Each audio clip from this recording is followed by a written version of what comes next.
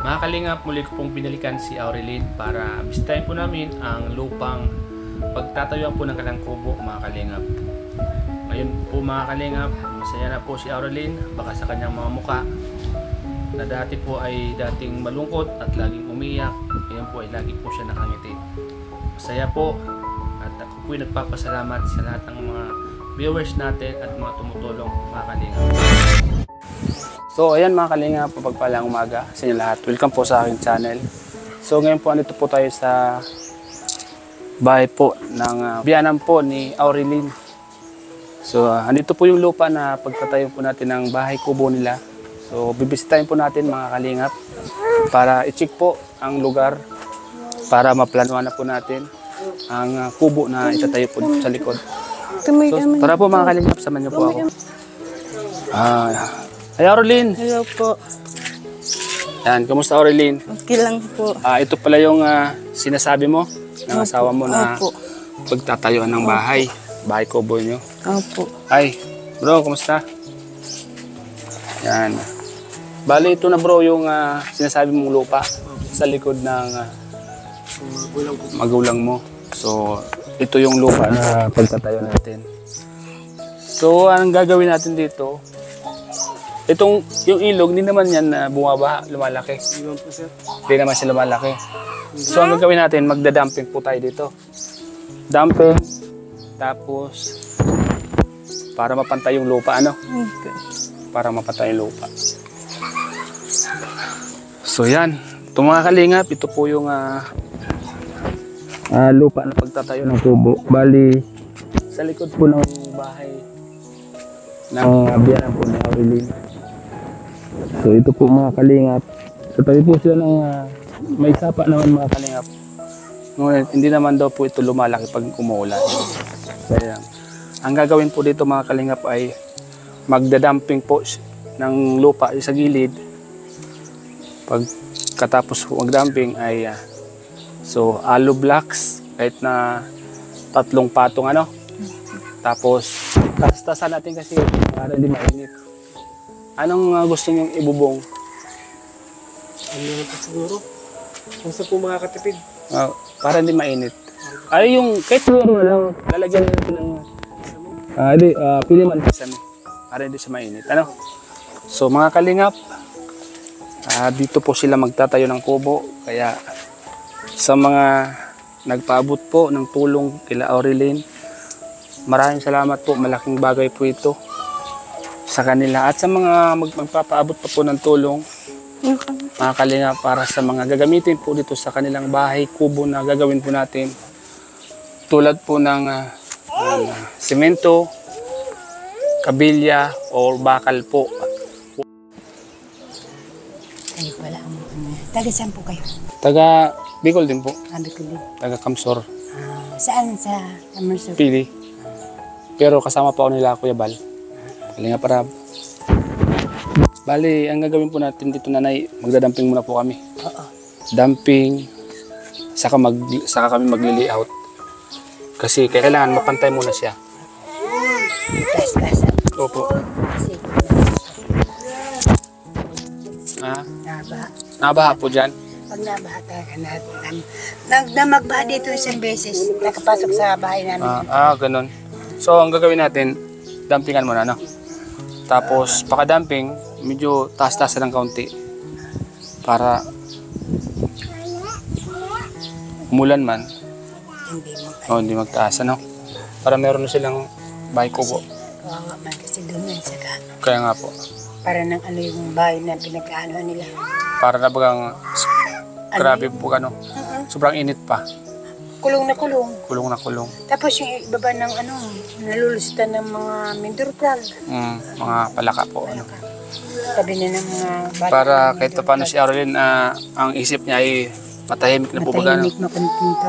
Kasi isa pa yan sa mga nakaka-stress sa kanya. Tawag. Tawag? Ayan. So ayan mga kalingap. Aurelyn, okay ka na ba dito? Oh, Sa lugar na to, ano? po, okay na po. Salamat po masyado. para masimulan na natin ano, Salamat po. para kahit paano ay makita ng mga viewers na mapa-umpisan natin at kung may mga tumulong, so unti-unti nating ibiling materyales. Halimbawa na kung bibili po kayo ng materials, okay lang bang istakin mo naman dito?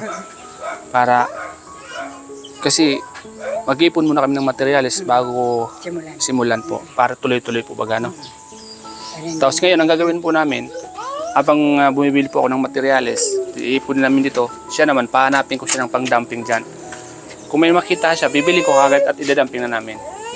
Para makita na natin kung paano ang gagawin, ano? Paano natin gagawin yung bahay ko po, ano? So, ganun na lang, Aurelyn. So, yan mga kalingap. Ito na po yung lupa na pagtatayuan po ng simpleng tirahan po nila, Aurelyn. Para hindi na po sila mangupahan. Kasi mahirap po ba ng upahan? Ano po na eh? Oo, naghahanap buhay man. Kulang pa sa banggan yan. Kulang pa. Bayad tas tubig, ilaw, upahan. Tapos meron po siyang isipang Wala iba. na magawa. Wala na akong trabaho ngayon. Noong mga nakaraang bata pa ako, may alaga na akong PWD, may bedridden pa ako. Kaya nga po. Kaya di na. Buti binigyan ako kahit paano ni Ma'am Catherine ng dyan, tindahan ng maliit. Salamat kay Ma'am Catherine Official. Salamat po sa lahat ng mga viewers po natin na patuloy po nanonood sa vlog po natin.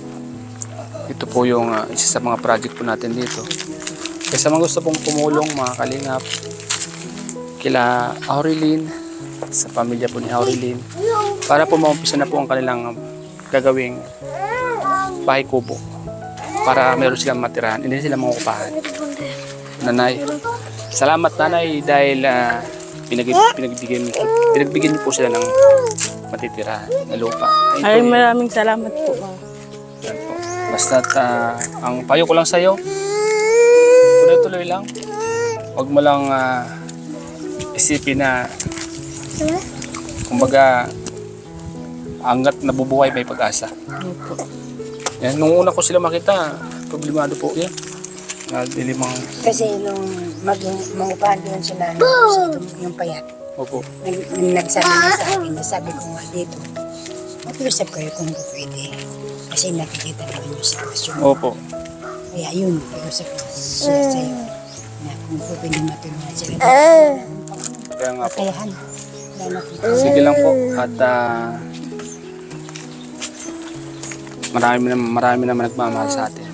Alam ko sa nakita nila sa sitwasyon nila Aurelyn at may lupa na sila, siguro may mga tutulong sa atin. May matatayo na po.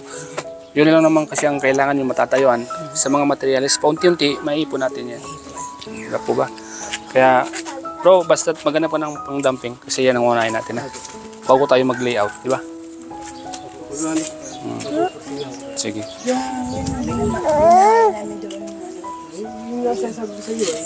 Yun yung kunin mong pandamping. Yung nandito? Oo. Yan yung dyan sa kabila. Oo. Pwedeng kunin yan. Tapos, bili mo na tayong kahoy na pang ganun. Hollow blocks. Ano? Pwede po. Hollow blocks hollow blocks muna. Diyan. Relax muna. Oo. Halo blocks na. Bago. Dumpingan. Oo. Di ba po? Kasi pag dadampingan mo na ito, wala pang halos. Mawas yan dyan. Hollow blocks muna. Opo. Ito kapantayan nito. Yan mga kaling. May simento. Nagbayad na? Hindi na ako makabayad. Sabi ni Ma'am Gisi. Yan doon yan, para di mo Order muna tayo ng hollow blocks. Ano? Mga 200 ano? 200 hollow blocks. Pang ano po muna. Pandamping dyan. Riprap. Yan. Bato. Mga 200 na hollow blocks plus isang kubikong graba. Tapos isang kubikong buhangin. Tapos mga simento. 5 balot. Ano? Yan muna. So yan mga kalingap, yun muna po ang ating gagawin ngayon para mapantay na po siya. Opo, ang importante maikuha na natin. Madampingan na natin yan. Kalingap, salamat po sa inyo lahat. mga kalingap. So yan, Aurelin. Ngayong alam na natin na mayroon ka ng pagtatayo ng bahay. So ang isipin na lang natin yung mga pambiling materyales. Yan, pwede kang manawagan sa mga viewers natin na sana ay matulungan ka sa lahat ng mga materials na gagawin. Sa mga viewers po na mga na papanood po, sana po matulungan niyo po ako na matayo po yung bahay namin. Kahit po maliit lang, ayos lang po. Salamat po. Meron na po kaming lupa. Ito na po. Yan na po ang lupa namin. Sana po matulungan niyo po ako. Materialis na kailangan. Po, matulungan niyo po ako para po magawa na po lahat lang na po. Ayan. Yan, Aurelin, sana sa panawagan mo ay may makapanood sa atin at may mga kababayan tayong busilak ang puso po nila na matulungan po kayo. Ano po? Salamat. At lagi lang po tayo magpipray. Alam ko, di po tayo pababayaan. Opo. Yan, nasimula na nga po. Nakita na po namin kayo. Yun, siguro tuloy-tuloy na ito. Kaya sa mga viewers po natin na may mga ganito ang puso, mga kababayan po natin sa ibang bansa, yan, sa piso niya po mga kalingap, pag pinag-ipon-ipon ko po yan, ay malaking bagay na po yan mga kalingap. Salamat po mga kalingap. Salamat po sa inyong panonood sa mga vlog po namin.